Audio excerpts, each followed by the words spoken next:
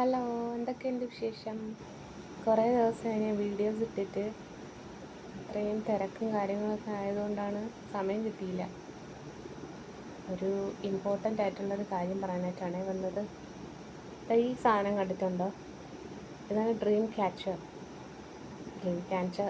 ക്യാച്ചറാണെന്ന് തോന്നുന്നു. ഓക്കെ, ഇതെനിക്ക് ഗിഫ്റ്റായിട്ട് കിട്ടിയതാണ്. ഇത് മാത്രമല്ല, ഒരു ഹെയർ ക്ലിപ്പും ഉണ്ടായിരുന്നു. ഞങ്ങളുടെ സ്കൂളിൽ ഒരു ടീച്ചർ പോകുന്നുണ്ട്, മതിയാക്കി പോകുന്നു. അപ്പോൾ അങ്ങനെ ആ ടീച്ചർ എല്ലാവർക്കും ഗിഫ്റ്റ് കൊടുത്തു. അപ്പോൾ ആ കൂട്ടത്തിൽ കിട്ടിയതാണ്. ഓക്കെ, അപ്പോൾ ഞാൻ പറയാൻ വന്നത്, ഇവിടെ ഭയങ്കര പൊളിറ്റിക്സാണ്. എന്ന് വെച്ചാൽ നമ്മളിപ്പം ആത്മാർത്ഥമായിട്ട് ജോലി ചെയ്താലും അത് നോക്കി വെച്ചിട്ട് നമ്മുടെ കൂടെ ഇരിക്കുന്നവർ തന്നെ ചെന്ന് അങ്ങനെ പറയുന്നു, ഇങ്ങനെ ചെയ്യുന്നു, അതുപോലെ ചെയ്യുന്നില്ല, ഒന്നും കേൾക്കുന്നില്ല എന്നൊക്കെ ഇല്ലാത്ത കാര്യങ്ങളൊക്കെ പറഞ്ഞ് നമുക്കെതിരെ സംസാരിക്കുക.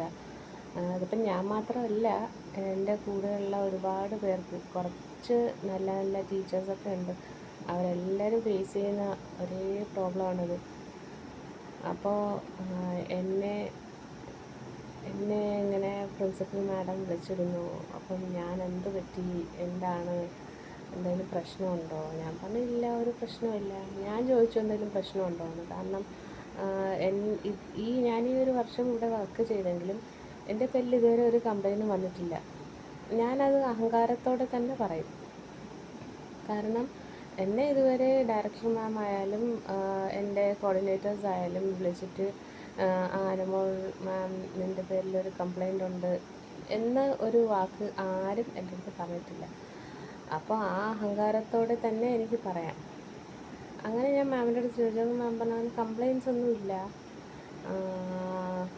പിന്നെ എന്താണ് അപ്പം പ്രശ്നം എന്ന് വെച്ചാൽ, നമ്മുടെ ഡിപ്പാർട്ട്മെൻറ്റിൽ തന്നെ കുറേ ചൊറികളുണ്ട്. അപ്പോൾ അവർക്ക് ഭയം, അവരുടെ പൊസിഷൻ ബിയോണ്ട് പൊസിഷനിലോട്ട് ഞാൻ വരുമോ എന്നുള്ളൊരു ഭയം.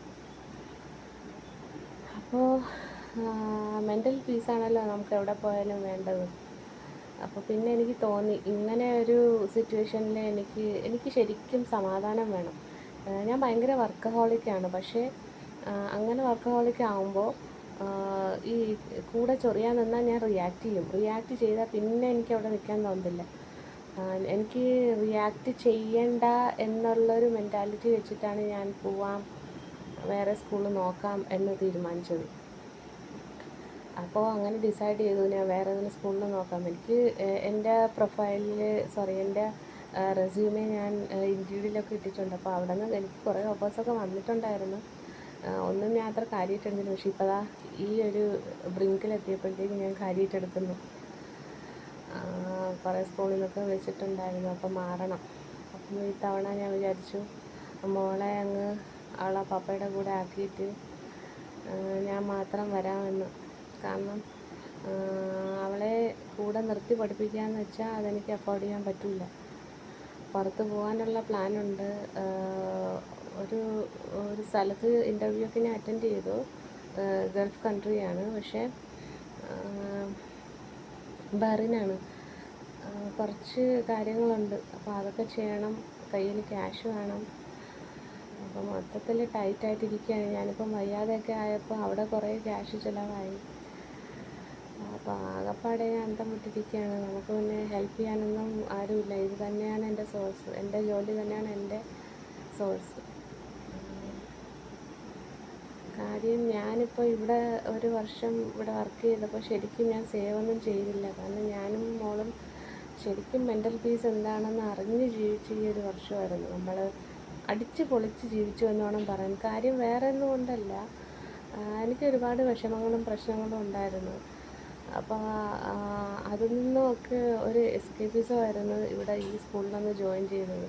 അപ്പോൾ ഞാനും എനിക്ക് അവൾക്കും കിട്ടിയൊരു ഫ്രീഡമായിരുന്നു. നമ്മൾ കുറേ കറങ്ങാനൊക്കെ പോയി, ഫുഡടിച്ചു, അങ്ങനെ ഇങ്ങനെയൊക്കെ. അപ്പോൾ ഇനി അങ്ങോട്ട് സേവിങ്സിൻ്റെ ടൈമാണ്. അപ്പോൾ എനിക്ക് തോന്നി ഇനി അങ്ങോട്ട് കൺട്രോൾ ചെയ്യണം. അവളെ നാട്ടിലേതെങ്കിലും സ്കൂളിൽ ആക്കാം. അവളില്ലാതെ എനിക്ക് നിൽക്കുന്ന കാര്യം ബുദ്ധിമുട്ടാണ്. കാരണം ശരിക്കും അവളാണ് എന്നെ നോക്കുന്നത്. എന്നാലും നമ്മളെ ലൈഫ് ചിലപ്പോൾ ഇങ്ങനെയാണല്ലോ, നമുക്ക് ഒറ്റപ്പെടലാണല്ലോ നമുക്ക് എപ്പോഴും. നിങ്ങൾക്ക് എന്താണ് തോന്നിയത് പറയണേ കമൻറ്റ് ബോക്സിൽ.